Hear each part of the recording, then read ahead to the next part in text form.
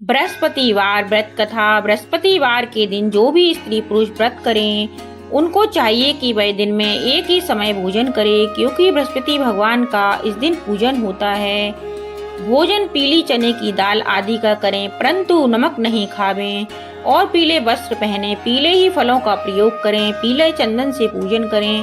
पूजन के बाद प्रेम पूर्वक गुरु महाराज की कथा सुननी चाहिए। इस व्रत को करने से मन की इच्छाएं पूरी होती हैं और बृहस्पति भगवान प्रसन्न होते हैं। धन पुत्र विद्या तथा मन वांछित फलों की प्राप्ति होती है। परिवार को सुख तथा शांति मिलती है। इसलिए यह व्रत सर्वश्रेष्ठ और अति फलदायक है। यह व्रत सभी स्त्री व पुरुषों के लिए है। इस व्रत में केले का पूजन करना चाहिए। कथा और पूजन के समय मन क्रम वचन से शुद्ध होकर जो इच्छा हो वह पूर्ण करते हैं, ऐसा मन में दृढ़ विश्वास रखना चाहिए। बृहस्पतिवार की व्रत कथा। एक समय की बात है कि भारतवर्ष में एक नृपति राज्य करता था। वह बड़ा ही प्रतापी और दानी था। वह नित्य प्रतिदिन मंदिर में दर्शन करने जाता था। वह ब्राह्मण गुरु की सेवा किया करता था। उसके दरवाजे से कोई भी निराश होकर नहीं लौटता था तथा वह प्रत्येक गुरुवार को व्रत रखता एवं पूजन करता था। प्रतिदिन गरीबों की सहायता करता था, परंतु ये सब बातें उसकी रानी को अच्छी नहीं लगती थी। वह न व्रत करती, न किसी को एक दमड़ी दान में देती थी तथा राजा से भी ऐसा करने को मना किया करती थी। एक समय की बात है कि राजा तो शिकार खेलने वन को गए हुए थे। घर पर रानी और दासी थी। उस समय गुरु बृहस्पति देव साधु का रूप धारण कर राजा के दरवाजे पर भिक्षा मांगने गए और तथा भिक्षा मांगी तो रानी कहने लगी, हे साधु महाराज, मैं इस दानपन से तंग आ गई हूँ। मेरे तो घर का कार्य ही समाप्त नहीं होता है। इस कार्य के लिए तो मेरे पति देव ही बहुत है। अब आप इस प्रकार की कृपा करें कि यह सब धन नष्ट हो जावे तो मैं आराम से रह सकूं। साधु बोले, हे देवी, तुम तो बड़ी विचित्र हो। संतान और धन से कोई दुखी नहीं होता, इसको सभी चाहते हैं। हे पापी, भी पुत्र और धन की इच्छा करते हैं। अगर आपके पास अधिक धन है तो भूखे मनुष्यों को भोजन कराओ, प्याऊ लगवाओ, ब्राह्मणों को दान दो, धर्मशाला बनवाओ, कुआं, तालाब, बावड़ी, बाग बगीचे आदि के निर्माण कराओ। इस प्रकार के कर्मों से आपके कुल और नाम परलोक में सार्थक होगा एवं स्वर्ग की प्राप्ति होगी। मगर वह रानी इन बातों से खुश न हुई। वह बोली, हे साधु महाराज, मुझे ऐसे धन की आवश्यकता नहीं जिसको ही मनुष्यों को दान दूं तथा जिसको रखने उठाने मेरा सारा समय वही बर्बाद हो जावे। साधु ने कहा, हे देवी, तुम्हारी ऐसी इच्छा है तो ऐसा ही होगा। मैं तुम्हें बताता हूँ, वैसा ही करना। बृहस्पतिवार के दिन घर को गोबर से लीपना, अपने केशों को धोना, केशों को धोते हुए स्नान करना, राजा से कहना कि वह हजामत बनवाए, भोजन में मांस मदिरा खाना, धोबी के यहाँ कपड़े धुलने डालना। इस प्रकार 7 बृहस्पतिवार करने से तुम्हारा सब धन नष्ट हो जाएगा। ऐसा कहकर साधु महाराज वहां से अंतर ध्यान हो गए। रानी ने साधु के कहने के अनुसार वैसा ही किया। 3 बृहस्पतिवार ही बीते थे कि उनका समझ धन नष्ट हो गया और भोजन के लिए दोनों समय तरसने लगे। सांसारिक भोगों से दुखी हो राजा ने कहा, यहाँ पर मुझे सभी मनुष्य जानते हैं, इसलिए कोई कार्य भी नहीं कर सकता। देश चोरी परदेश भीख बराबर है। ऐसे कहकर राजा प्रदेश में चला गया। वहाँ जंगल में जाता और लकड़ी काट लाता और शहर में बेचता। इस तरह जीवन व्यतीत करने लगा। इधर राजा के घर रानी और दासी दुखी रहने लगी। किसी दिन भोजन मिलता और किसी दिन जल पी कर ही रह जाती। एक समय रानी और दासी को 7 रोज बिना भोजन के व्यतीत हो गए तो रानी ने अपनी दासी से कहा, हे दासी, यहाँ पास ही के नगर में मेरी बहन रहती है। वह बड़ी धनवान है। तू उसके पास जा और वहाँ से 5 शेर बेजर मांग ला, जिससे कुछ समय के लिए गुजारा हो जाएगा। इस प्रकार रानी की आज्ञा मानकर दासी उसकी बहन के पास गई। उस समय रानी की बहन पूजन कर रही थी, क्योंकि उस रोज बृहस्पतिवार था। जब दासी ने रानी की बहन को देखा और उससे बोली, हे रानी, तुम्हारी बहन ने भेजा है, मेरे लिए 5 शेर बेजर दे दो। इस प्रकार दासी ने अनेक बार कहा, परंतु रानी ने कुछ उत्तर ना दिया, क्योंकि वह उस समय बृहस्पतिवार की कथा सुन रही थी। इस प्रकार जब बांदी को किसी प्रकार का उत्तर नहीं मिला तो वह बहुत दुखी हुई एवं क्रोध भी आया और लौटकर अपने गांव और रानी के पास आकर बोली, हे रानी, तुम्हारी बहन तो बड़ी अभिमानी है। वह छोटे मनुष्य से बात भी नहीं करती, इसलिए मैंने उससे कहा तो उसने कोई उत्तर नहीं दिया। मैं वापस चली आई। रानी बोली, हे दासी, इसमें उसका कोई दोष नहीं है। जब बुरे दिन आते हैं तब कोई सहारा नहीं देता। अच्छे बुरे का पता विपत्ति में ही लगता है। जो ईश्वर की इच्छा होगी वही होगा। यह सब हमारे भाग्य का दोष है। इधर उस रानी ने देखा कि मेरी बहन की दासी आई, परंतु मैं उससे नहीं बोली। इससे वह बहुत ही दुखी हुई होगी। यह सोच कथा को सुन और विष्णु भगवान का पूजन समाप्त कर वह रानी अपनी बहन के घर को चल दी और जाकर अपनी बहन से कहने लगी कि हे बहन, मैं बृहस्पतिवार की व्रत कथा कर रही थी जिस समय तुम्हारी दासी मेरे पास आई थी, परंतु जब तक कथा होती है तब तक ना उठते हैं ना बोलते हैं, इसलिए ना बोली। कहो दासी क्यों गई थी? रानी बोली, बहन हमारे घर में अनाज नहीं था। वैसे तुमसे कोई बात छिपी नहीं है, इस कारण मैंने दासी को तुम्हारे पास 5 शेर बेजर लेने के लिए भेजा था। रानी बोली, बहन देखो, बृहस्पति देव भगवान सबकी मनोकामना पूर्ण करते हैं, देखो शायद तुम्हारे घर में अनाज रखा हो। इस प्रकार का वचन जब रानी ने सुना तो घर के अंदर गई और वहां से एक घड़ा बेजर का भरा मिल गया। तब तो वह रानी और बांदी बहुत ही खुश हुई और दासी बोली, हे रानी देखो, वैसे हमको जब भोजन नहीं मिलता तो हम रोज ही व्रत करते हैं, अगर इनसे व्रत की विधि और कथा पूछ ली जावे तो हम भी व्रत किया करें। तब उस रानी ने अपनी बहन से पूछा कि हे बहन, बृहस्पतिवार की व्रत कथा कैसी करनी चाहिए तथा व्रत कैसे करना चाहिए?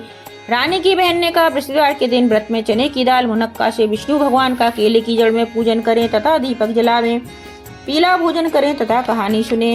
इस प्रकार से व्रत करने से गुरु भगवान प्रसन्न होते हैं, अन्न पुत्र एवं धन देते हैं, मनोकामना पूर्ण करते हैं। इस प्रकार रानी और दासी दोनों ने निश्चय किया कि बृहस्पतिवार भगवान का पूजन जरूर करेंगे। 7 दिन बाद जब बृहस्पतिवार आया तो उन्होंने व्रत रखा, गुड़साल से जाकर चना गुड़ बीन लाई तथा उसकी दाल से केले के जड़ का तथा विष्णु भगवान का पूजन किया। आप भोजन पीला कहाँ से? आप बेचारी बड़ी दुख हुई, परंतु उन्होंने व्रत किया था, इस कारण गुरु भगवान प्रसन्न थे। वह महात्मा के रूप में 2 थालों में सुंदर पीला भोजन लेकर आए और दासी को देकर बोले, हे दासी, है तुम्हारे और रानी के लिए भोजन है, तुम दोनों करना। दासी भोजन पाकर बड़ी प्रसन्न हुई और रानी से बोली, चलो रानी जी भोजन कर लो। रानी को इस विषय में कुछ पता नहीं था, इसलिए वह दासी से बोली, तू ही भोजन कर, क्योंकि तू हमारी व्यर्थ में हंसी उड़ाती है। दासी बोली, एक महात्मा भोजन दे गया है। रानी कहने लगी, वह भोजन तेरे लिए ही दे गया, तू भोजन कर। दासी ने कहा, वह महात्मा हम दोनों को 2 थालों में भोजन दे गए हैं, इसलिए हम और तुम दोनों ही साथ साथ भोजन करेंगे। इस प्रकार रानी और बांदी दोनों ने गुरु भगवान को नमस्कार कर भोजन प्रारंभ किया तथा वह प्रत्येक बृहस्पतिवार को गुरु भगवान का व्रत और विष्णु भगवान का पूजन करने लगी। बृहस्पति देव भगवान की कृपा से फिर रानी और दासी के पास धन हो गया और वह फिर इस प्रकार आलस करने लगी। तब दासी बोली, देखो रानी, तुम पहले भी इस प्रकार आलस करती थी, तुम्हें धन के रखने में कष्ट होता था, इस कारण सभी धन नष्ट हो गया। अब गुरु भगवान की कृपा से धन मिला है तो फिर तुम्हें आलस होता है। बड़ी मुसीबतों के बाद हमने यह धन पाया है, इसलिए हमें दान पुण्य करना चाहिए तथा भूखे मनुष्यों को भोजन कराओ, प्याऊ लगवाओ, ब्राह्मणों को दान दो, कुआ तालाब बावड़ी आदि का निर्माण कराओ, मंदिर पाठशाला बनवा कर दान दो, कुंवारी कन्याओं का विवाह करवाओ, धन का शुभ कार्यों में खर्च करो, जिससे तुम्हारे कुल का यश बढ़े तथा स्वर्ग प्राप्त हो और पितर भी प्रसन्न होंगे। तब रानी ने इसी प्रकार कार्य करने प्रारंभ किए तो काफी यश फैलने लगा। एक दिन रानी दासी विचार करने लगी, ना जाने राजा किस प्रकार से होंगे, उनकी कोई खबर नहीं। गुरु भगवान से उन्होंने प्रार्थना की और भगवान ने राजा को स्वप्न में कहा, हे राजा उठ, तेरी रानी तुझको याद करती है, अपने देश को चल। राजा प्रातः काल उठा और विचार करने लगा, स्त्री जाति खाने और पहनने की संगनी होती है, पर भगवान की आज्ञा मानकर वह अपने नगर के लिए चलने को तैयार हुआ। इससे पूर्व जब राजा प्रदेश चला गया तो प्रदेश में दुखी रहने लगा, प्रतिदिन जंगल से लकड़ी कीन कर लाता और उन्हें शहर में बेचकर अपने दुखी जीवन को बड़ी कठिनता से व्यतीत करता था। एक दिन राजा दुखी हो अपनी पुरानी बातों को याद करके रोने लगे। तब उस जंगल में से बृहस्पतिदेव एक साधु के रूप धारण कर आए। राजा के पास आकर बोले, हे लकड़हारे, तुम सुनसान जंगल में किस चिंता में बैठे हो, मुझको बतलाओ। यह सुन राजा के नेत्रों में आंसू भर आए और साधु की वंदना कर बोला, हे प्रभु, आप सब कुछ जानने वाले हो। इतना कह साधु को अपनी संपूर्ण कहानी बतला दी। महात्मा दयालु होते हैं, उससे बोले, हे राजा, तुम्हारी स्त्री ने बृहस्पति देव का अपराध किया था, जिस कारण तुम्हारी यह दशा हुई।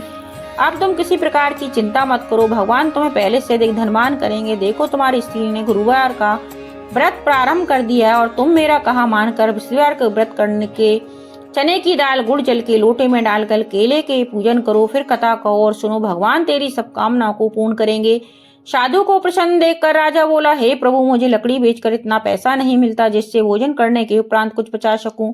मैंने रात्रि में अपनी रानी को व्याकुल देखा है, मेरे पास कुछ भी नहीं जिससे उसकी खबर तो मंगा सकूं। फिर मैं कौन सी कहानी कहूं, यह मुझको कुछ भी मालूम नहीं है। साधु ने कहा, हे राजा, तुम किसी बात की चिंता मत करो, बृहस्पतिवार के दिन तुम रोजाना की तरह लकड़ियां लेकर शहर को जाना, तुमको रोज आने से दुगना धन प्राप्त होगा। इससे तुम भली भांति भोजन कर लोगे तथा बृहस्पतिदेव की पूजा का सावन भी आ जाएगा। बृहस्पतिवार की कहानी निम्न प्रकार से है। भगवान बृहस्पति देव की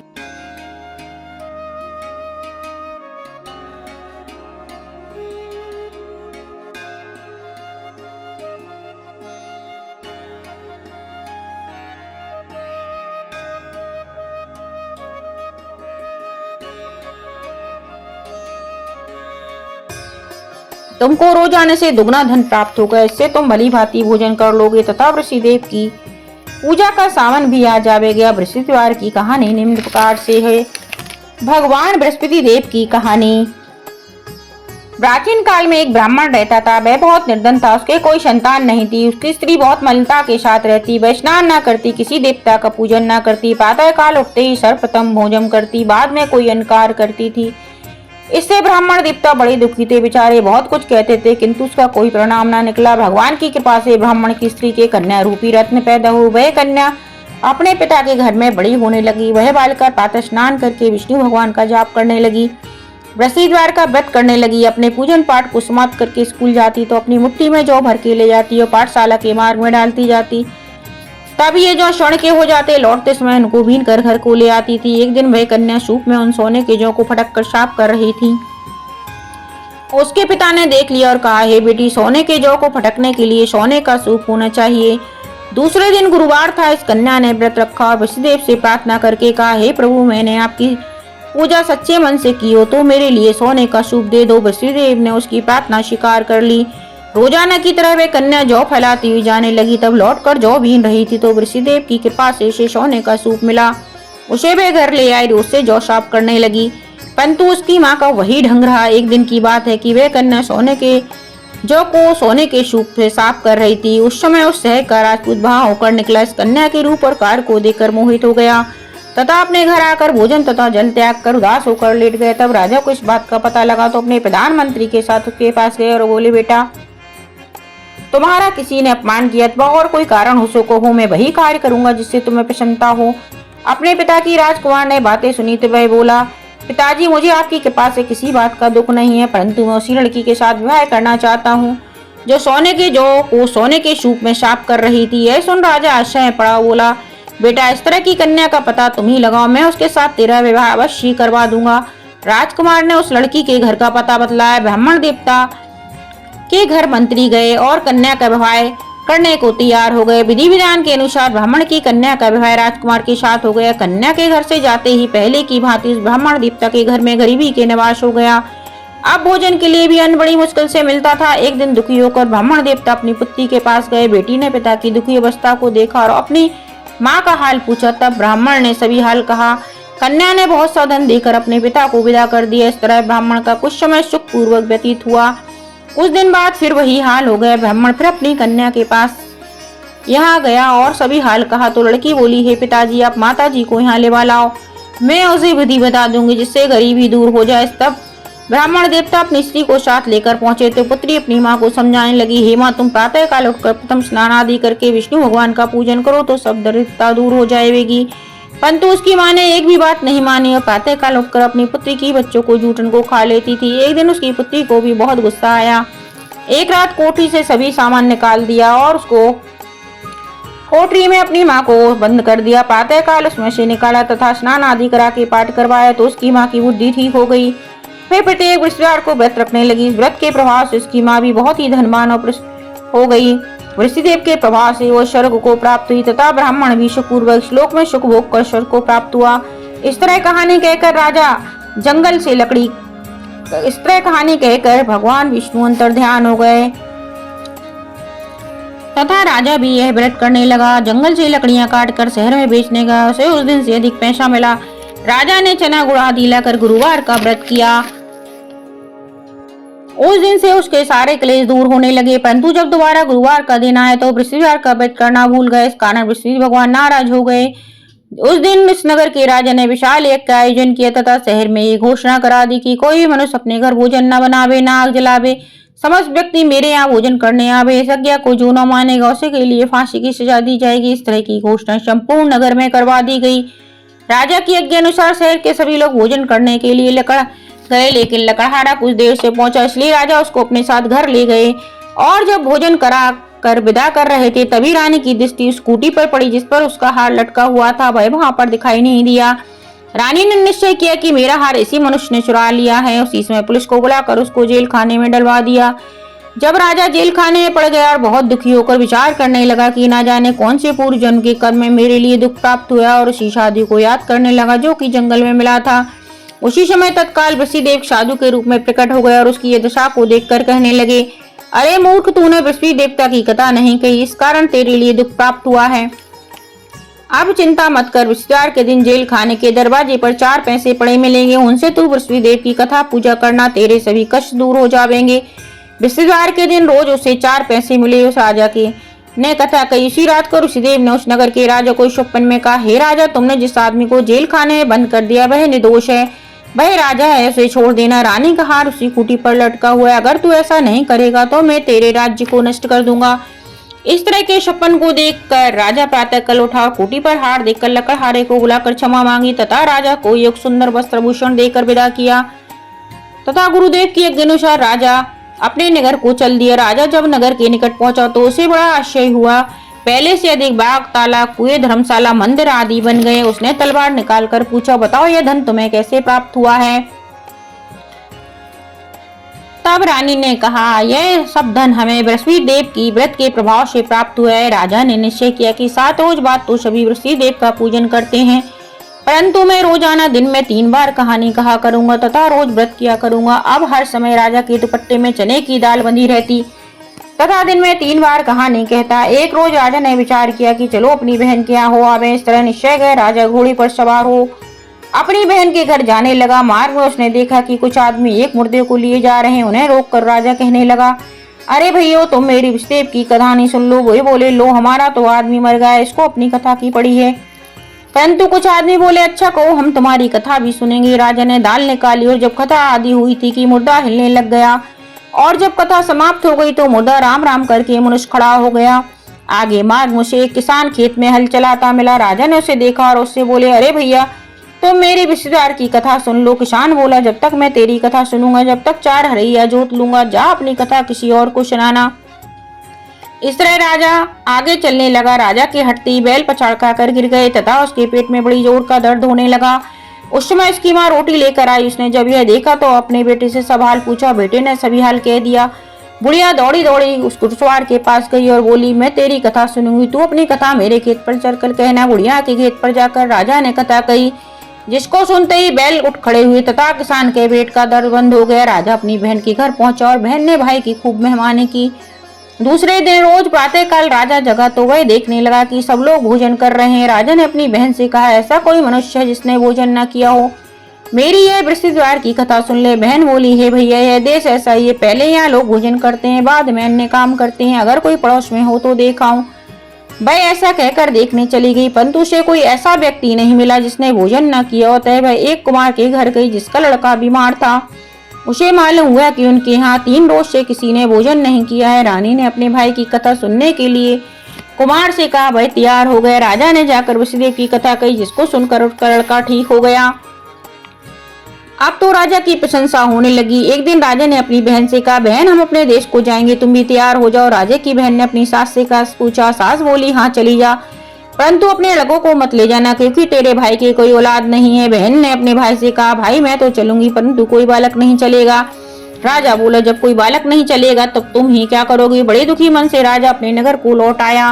राजा ने अपनी रानी से कहा, हम निर्वंशी राजा हैं, हमारा मुंह देखने का धर्म नहीं है, कुछ भोजन आदि नहीं किया। हम निर्वंशी राजा हैं, हमारा मुंह देखने का धर्म नहीं है, कुछ भोजन आदि नहीं किया। रानी बोली, हे प्रभु, ऋषिदेव ऐसे ही हैं, सबको सब कुछ देने वाले हैं, भगवान ऋषिदेव तुम्हें संतान अवश्य देंगे।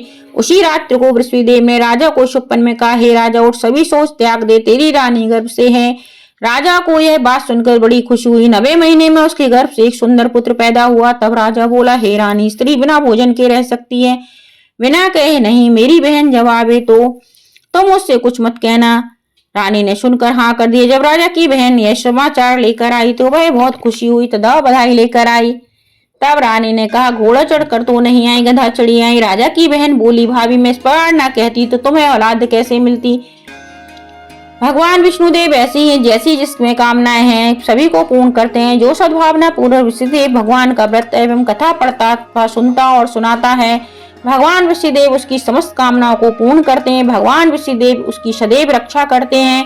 संसार में सच्ची भावना से जो भगवान जी का पूजन व्रत सच्चे मन और श्रद्धा से करते हैं, उनकी सभी मनोकामनाएं पूर्ण होती हैं। जैसी सच्ची भावना से रानी और राजा ने उनकी कथा का गुणगान किया तो उनके सभी इच्छाएं बृहस्पति जी ने पूर्ण की थी। इसलिए सबको कथा सुनने के बाद प्रसाद लेकर जाना चाहिए। हृदय से उनका मनन करते हुए जयकारा बोलना चाहिए। बोलो बृहस्पति देव की जय, विष्णु भगवान की जय।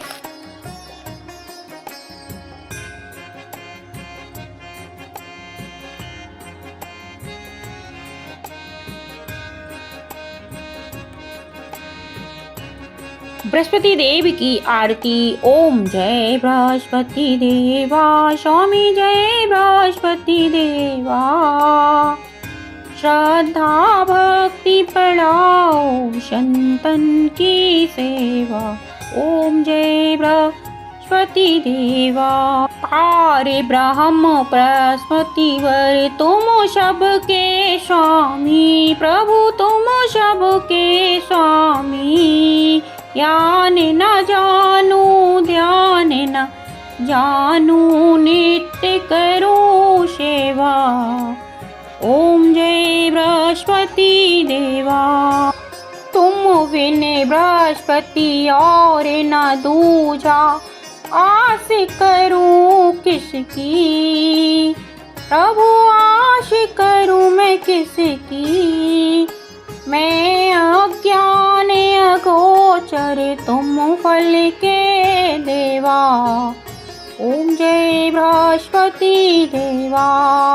पारि ब्रह्म परमात्मा, तुम हो प्राणपति।